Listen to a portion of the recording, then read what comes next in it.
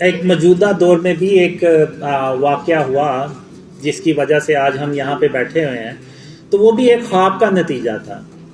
بابا قوم محمد علی جناح جب یہاں سے تانگ آ کے تو یو کے چلے گئے، تو جب وہ یو کے میں تھے تو اس وقت بابا قوم محمد علی جناح کو حضرت محمد صلی اللہ علیہ وسلم کی زیارت ہوئی، اور انہوں نے کہا کہ محمد علی جناح واپس جاؤ تم اور وہاں پہ برے صغیر کے مسلمانوں کی مدد کرو۔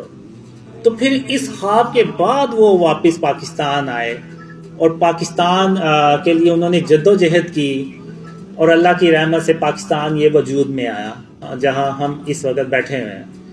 تو یہ بھی ایک خواب کا نتیجہ ہے۔ اگر ہو سکتا ہے اس وقت بابا قوم محمد علی جناح کو وہ خواب نہ آتا تو وہ پاکستان ہی نہ آتے، اور اس صورت میں پاکستان وجود میں ہی نہ آتا۔ تو پاکستان کا جو وجود ہے وہ بھی ایک خواب کے نتیجے میں آیا تھا۔ یہ بھی ایک مثال ہے۔ اب اسلام میں ڈریمز کی جو اہمیت ہے وہ کیا ہے، کوئی بھی نہیں بتاتا۔ یہ جتنے بھی میرے خلاف ویڈیوز بناتے ہیں بس یہ کہتے ہیں کہ جی اسلام میں خواب حجت نہیں ہوتے، اور اس بیس پہ مجھے وہ جھٹلاتے ہیں، میرے خوابوں کو بھی جھٹلاتے ہیں۔ آخر اس میں ایسی بات ہی کیا ہے؟ یہی تو پیغام ہے میرے خوابوں میں سب سے بڑا، کہ اپنے آپ کو شرک اور اس کی اقسام سے بچائیں۔ اس میں کیا برائی ہے؟ تو پوری امت کے لیے حجت ہے۔ اب حضرت محمد صلی اللہ علیہ وآلہ وسلم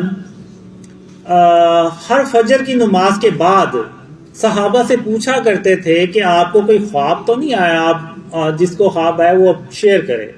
اور پھر ایک حدیث میں خاتم النبیین محمد صلی اللہ علیہ وسلم نے فرمایا کہ نبوت کا سلسلہ ان پہ ختم ہو گیا۔ محمد صلی اللہ علیہ وسلم اللہ کے آخری رسول ہیں، تھے اور رہیں گے۔ ان کے بعد نہ کسی نبی نے آنا نہ کسی رسول نے آنا، ان پہ نبوت کا سلسلہ ختم ہو گیا۔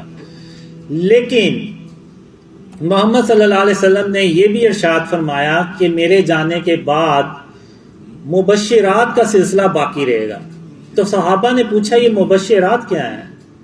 تو آپ صلی اللہ علیہ وسلم نے فرمایا سچے خواب، یعنی سچے خواب جو ہیں، یعنی سچے خواب کا مطلب یہ نہیں کہ وہ اچھے ہی ہوں، بعض اوقات ہوتا ہے کہ برے خواب بھی سچے ہو جاتے ہیں، تو وہ سچے خوابوں کا ذکر ہوا ہے۔ اور پھر ایک صحیح مسلم بخاری کی حدیث ہے کہ جس میں آپ صلی اللہ علیہ وسلم نے فرمایا کہ سچے خواب جو ہیں یہ نبوت کا 46واں حصہ ہے۔ ابن ماجہ میں ہے کہ 170 سچے خواب جو ہے نا وہ نبوت کا 170واں حصہ ہے۔ ایک حدیث میں 40واں حصہ ہے، اور ایک حدیث میں تو 25واں حصہ لکھا ہوا ہے، اور یہ سب حدیثوں میں موجود ہے۔ یعنی یہ خوابوں، اسلام میں خوابوں کی اہمیت بیان کی گئی ہے، اور یہ کس نے بیان کی ہے؟ یہ خاتم النبیین محمد صلی اللہ علیہ وسلم نے بیان فرمائی ہے۔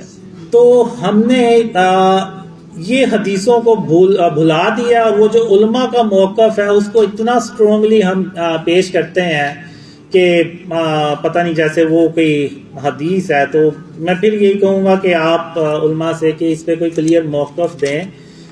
میرے خوابوں میں یہ ہے کہ جو شرک ہے اس کی اقسام، شرک اور اس کی اقسام سے اپنے آپ کو بچائیں۔